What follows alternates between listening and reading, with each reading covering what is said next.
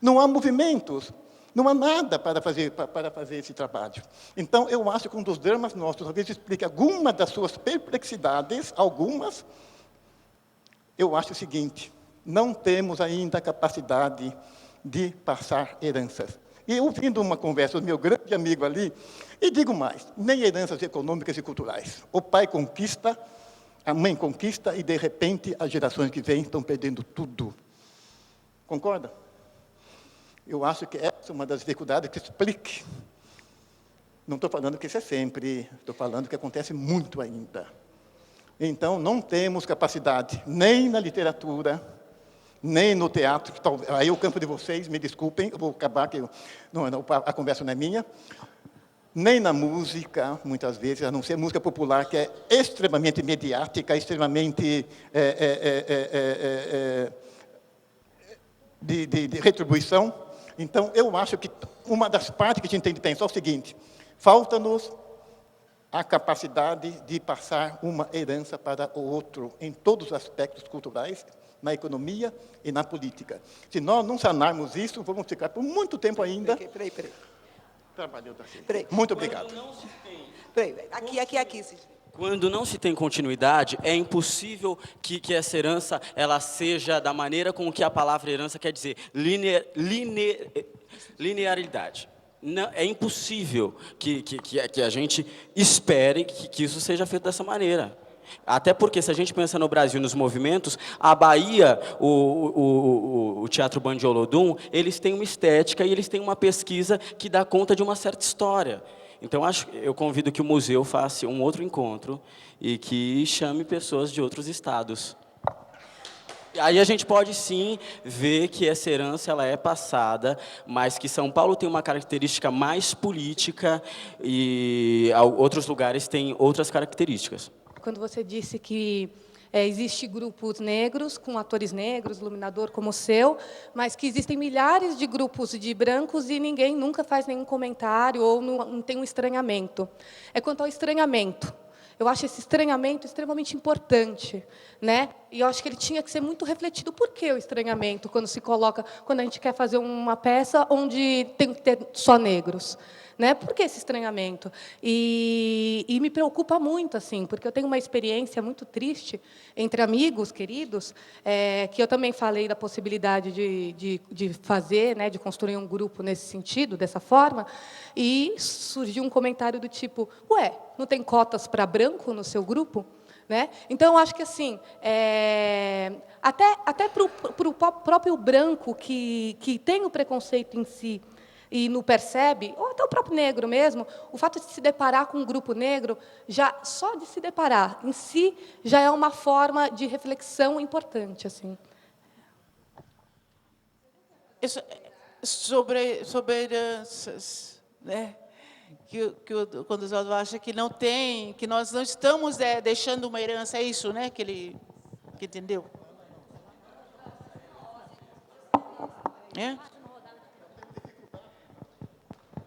A impossibilidade de passar, a dificuldade de deixar uma herança, né?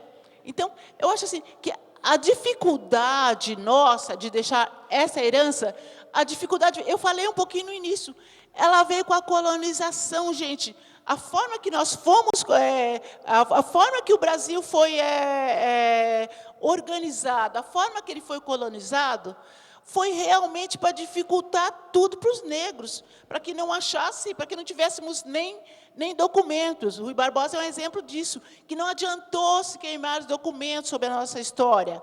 Nós estamos aqui, nós achamos outros meios, né? Então, acho que essa dificuldade, ela vem muito do financeiro, mas isso não faz com que nós não nos organizamos para continuarmos a nossa luta. Eu acho que o que o Abdias fez, depois ficou parado um tempão sem a produção do negro, porque justamente não é fácil, mas eu acredito que a gente já está deixando uma herança. Eu acredito que o trabalho da Invasores, que foi feito até agora, o primeiro texto, Os Sinos Dobram por Elas, que depois eu vou mostrar, tá num clipe Tá aí. com problema Né? nisso, Eu acho que você mostrar. tudo isso já estamos deixando herança. O trabalho como educadores negros, existe muitos educadores negros trabalhando, e no céu de sexta-feira passada, a menina Denise, que estava fazendo cabelo, ela dizia, a dificuldade, eu vou fazer tranças, as alunas, as meninas de 13, 14 anos, elas não querem o cabelo crespo, elas não querem a trancinha.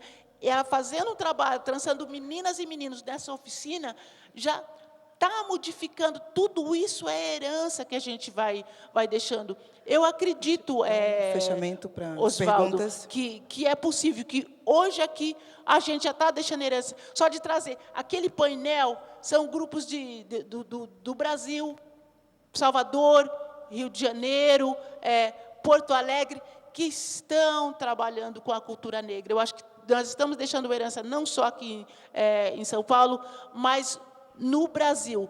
Cansa. Um dia o Kuti me disse assim, Dirce, você fica aí triste, pensando nas coisas quando um projeto não dá certo? Ele falou assim, passa para o outro, converse com os outros, passa essa conversa fora. Eu não quero mais ver um outro Hamilton, um outro Paulo Colina, uma outra Maria Beatriz, morrendo, sendo infartados, morrendo de depressão por não expressar. Então, hoje aqui nós estamos expressando, aqui no Museu Afro-Brasileiro, 1º de setembro de 2007, está sendo um movimento que vai acontecer, está sendo feito e realizado um movimento que vai ter uma continuidade. Isso aqui já é uma herança. Nós não podemos pensar muito em quantidade, mas vamos pensar em qualidade. Vamos fazer agora uma rodada de perguntas. Só um instantinho. Tem o Luiz. Só vou colocar os nomes primeiro, tá? Luiz, como é o seu nome? Tem o Renato, eu. Quem mais? Como é o nome da senhora?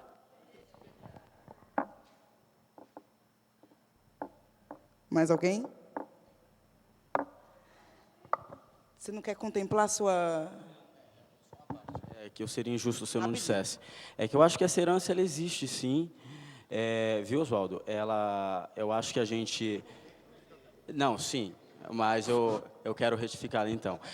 Se a gente pensa no século XVII, quando os negros eram os dominadores da cena, aí vem as companhias europeias, aí passa-se um tempo, existe a companhia de revista negra, passa um tempo, existe a experiência do TEM, e agora, aqui em São Paulo, pelo menos, você tem o Bartolomeu, você tem o Invasores, você tem os Crooks, você tem várias companhias que estão querendo, de alguma forma, organizar o seu percurso dentro dessa história. É óbvio que a herança ela está aí, mas a gente tem que ver o que é a herança para a gente, né? Se a gente quer uma herança que ela seja noticiada, ou se a gente vai justamente atrás de quem está fazendo essa história agora, que está aí nessas periferias, que está tentando sobreviver com esses prêmios de 40 mil para fazer montagem,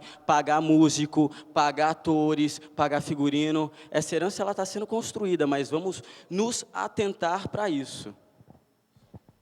Eu estou ouvindo a discussão e me deu uma certa angústia também. A minha angústia está que teatro é mais do que a ponta da sociedade de espetáculo, né? A sociedade de espetáculo é essa sociedade, de imagem, de som. Lamentavelmente, as pessoas não leem, nem vocês do teatro, desculpem, leem a história. Vocês leem textos que vocês têm que representar. Professor não está lendo para organizar suas aulas. Tá? Na sociedade de espetáculo, nós estamos falando para cacete, mas em cima do indivíduo, do próprio umbigo. Ora, o que o Oswaldo está falando é o lugar da literatura, do escritor. É uma preocupação pertinente. O que os dois estão falando ali em cima é o lugar do representador, aquele que lê o que o outro faz e, às vezes, o que ele mesmo faz. Traz para a gente uma questão séria. O Cine levantou a representação da atualidade. Não existe presente sem olhar para o passado. E muito menos olhando os dois, a gente não vai ter perspectiva de futuro. Quer dizer, se vocês não entenderem que na sociedade do espetáculo, que é o momento da sociedade burguesa, de classe, e que nessa sociedade de classe, o negro está lá embaixo, como todas as pesquisas mostram, e a ideologia vai ficar o tempo todo fazendo essa cascata, que a gente não pode fazer nada com o nome de negro porque está discriminando, isso é conversa fiada. A gente tem que superar essa fase, porque senão não é renascença, é atraso. Vocês estão falando de herança, mas estão falando um discurso atrasado, um chororô. Olhar para frente, dar uma porrada na porta mesmo. É fazer o teatro de vocês avançar. E avançar falando do candomblé, falando do cacete A4. O que eu acho que falta-nos a coragem de entender o seguinte: a representação no Brasil, no caso de vocês, é meta-representação. É representação da representação. Aí fica muito mais difícil. É muito mais difícil. Quando se é negro e se é ator, aí o pau quebra mesmo. É muito mais difícil. Por quê? Porque a questão da representação no Brasil está colocada também para os brancos. Aí fica esse papo furado, não vai ter a cota para branco nesse grupo, coisa e tal. E a gente vai ter que aprender a lidar com essa ironia. A gente vai ter que... Aliás, a gente aprendeu isso há 400 anos. A gente está aqui há 400 anos, apesar de tudo. Então, eu acho que é o momento de a gente começar a pensar politicamente na atuação dos artistas negros brasileiros. Uma das formas, e a proposta que a gente sempre fez, a gente fazia isso no Núcleo de Consciência Negra na USP, que os artistas negros brasileiros lutem por direito à imagem. Tem que ter direito à imagem na televisão. Vocês têm que lutar por direito à imagem. A população deve lutar pelo direito à sua imagem. Não. A população, com certeza, mas aí é mobilizada. Os atores negros brasileiros não podem ser como os atores brancos, desculpem. Por isso é que é diferente. Eles olham a gente diferente. Nós estamos num espaço social diferente. Ser ator negro no Brasil é ser negro também no Brasil. Então, tem que ter uma posição política definida. Não dá para ficar sambando como se fosse ator negro de classe média, sem querer ser negro, sem querer colocar a questão negra. Porque, se você não colocar, alguém vai colocar. Fernando Meirelles vai e pega lá e faz Cidade de Deus. Aí a gente fala que ele está criando uma nova estética. Sabe por quê?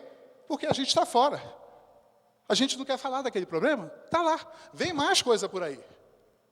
Aí ele pega a Cidade de Deus e passa a ser o grande cineasta brasileiro, com a temática negra. Aí onde está o Jefferson? O Jefferson está curtindo aqui o feijão com arroz, tentando ganhar 300 paus para fazer um filme. Entendeu? Quer dizer, se a gente não botar o pé na porta, se a gente não tem uma referência forte, até para o movimento negro norte-americano, a gente tem que pensar assim, grande. Os judeus, todo ano, relembram a morte deles. Lá, os assassinatos. A Segunda Guerra. Não tem um ano que os judeus não produzem um filme mundial de sucesso para todo mundo ver de novo o drama da etnia judia. E ninguém fala nada. Ninguém fala nada. Por quê? Porque os judeus são donos do capital. Vai falar com outros caras? São eles que dão financiamento. Nós não temos. Então, a questão que me coloca é isso. Qual é a posição de vocês com relação ao direito de imagem? Eu queria fazer uma colocação com relação às duas falas que eu ouvi, e, em alguns momentos, eu acho que a gente acaba despotencializando o próprio grupo, né? Essa coisa de somos incapazes de transmitir histórias, somos incapazes de mobilizar, ou somos incapazes de nos colocar, ou de exigir... Eu acho que a gente tem que ver que nós estamos inseridos dentro de um determinado contexto, né? De um país racista e que nós não temos dinheiro para fazer o que nós precisamos fazer. Isso é a realidade. Então, tem que ter isso em mente, primeiro. Né? Segundo, a questão de transmissão de história. Né? Eu acho que nós somos um povo que, apesar de estarmos à margem da história oficial, não é? Todo o período que estamos aqui, nós transmitimos informação, herança de conhecimento todo o instante. Não é? E nós estamos ligados por uma história, e isso é muito presente, e isso acontece. Né? A gente vai para a escola e não ouve falar de si mesmo, isso é muito complicado. Eu ouço falar de 1001 escritores, 1001 dramaturgos, mas não ouço falar dos negros que fizeram história. E quando ouço falar, nem falam que são negros. Né? Você vai descobrir que o cara é negro depois, quando você resolve pesquisar e investigar. Então, a gente é vítima de um sistema, e quando eu falo vítima, não é para se sentir coitadinho, não é isso, não. Mas a gente tem que saber que a gente tem que fazer parte da história oficial, primeiro, não é? Ir para a escola e ouvir falar de si, não é? E o lado positivo dessa história. E a gente tem que, de alguma forma, aí eu até pergunto, quero conversar com os meus irmãos para saber disso, como vamos passar a ter dinheiro para as nossas produções. O Meirelles, que é o cara do Cidade de Deus, por exemplo, ele tem muito dinheiro, né? E se ele chegar lá e fala que vai fazer um filme de negro, ok, deixa ele fazer, ele faz parte da ideologia dos caras. Se eu chegar lá com uma ideia muito boa, se eu fosse cineasta, eu quero fazer um filme sobre negro, ninguém vai dar dinheiro na minha mão, porque eu não vou falar de negro da maneira que eles querem que eu fale. Né? E, com relação aos judeus, os judeus detêm o dinheiro do mundo. Então, é muito simples para eles mobilizar o mundo inteiro, o ano todo, para falar do grande drama que eles sofreram. Quando eu falo da questão do negro, o pessoal fala, você está batendo nessa tecla ainda? Então, espera aí, a gente tem que... Eu acho que tem um pouco de complacência com a gente mesmo. Então, boa tarde. Quero parabenizar os artistas aqui presentes. Não é? E quero dizer que a história, ela não se repete, ela avança, tá certo? E eu acho que vocês estão aí para avançar, porque o artista, não é? Ele se define pela percepção ampliada, ele enxerga mais, não é? E esse ver mais, enxergar mais, é que possibilita esse enxergar mais, ver mais, é que possibilita aos artistas, não é, trazer transformações.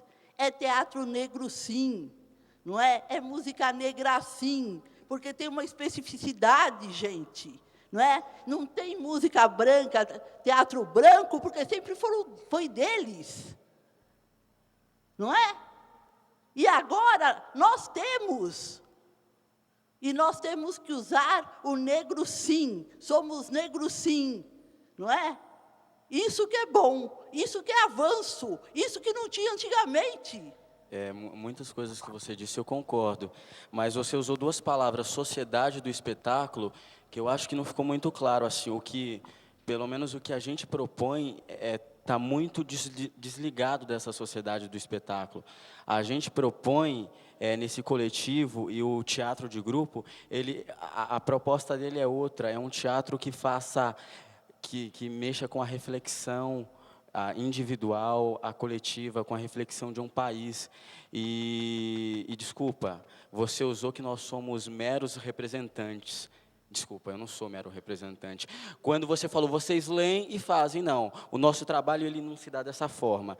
Depois a gente pode conversar. Eu acho que a nossa proposta não é essa.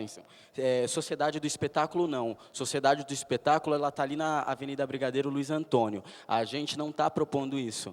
E o direito à imagem, eu acho que eu não tenho essa resposta, mas eu acho que a gente pode construir junto.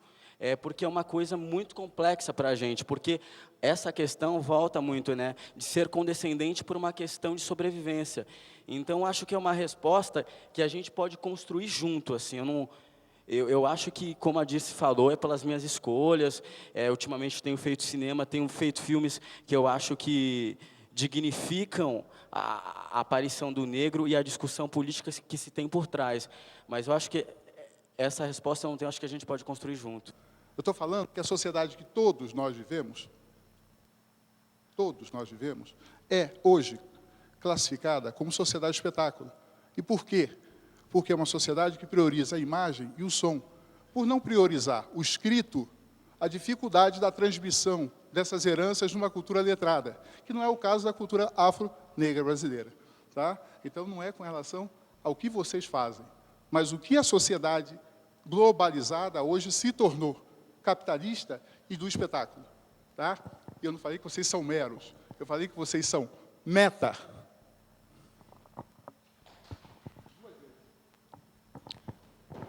Eu acho que eu entendo um pouco a fala do Luiz, como a gente trabalhar, como a gente atingir nessa sociedade globalizada, nessa sociedade de cultura de massa. Né? Então, eu faço trabalho de pesquisa, a Companhia Invasores faz trabalho de pesquisa, buscando falar da história do Brasil. Quando você fala, vocês de teatro não estudam, vocês, nesse ponto eu não concordo, você está generalizando tudo, né? Não estuda no sentido como o primeiro mundo se prepara, como os países do primeiro mundo se preparam. Em primeiro lugar, a gente, nós artistas, somos operários. Eu sou uma operária. Então, como uma operária, eu moro longe, eu trabalho, eu levanto cedo, eu estudo dentro das minhas possibilidades, né? Por exemplo, estar na Escola Livre de Teatro de Santo André 3 vezes por semana, são 2 dias, porque eu vou na terça de manhã, vou na quinta de manhã e na quinta à tarde. Isso não é para qualquer negro, gente. Porque as coisas para a gente, elas são muito difíceis.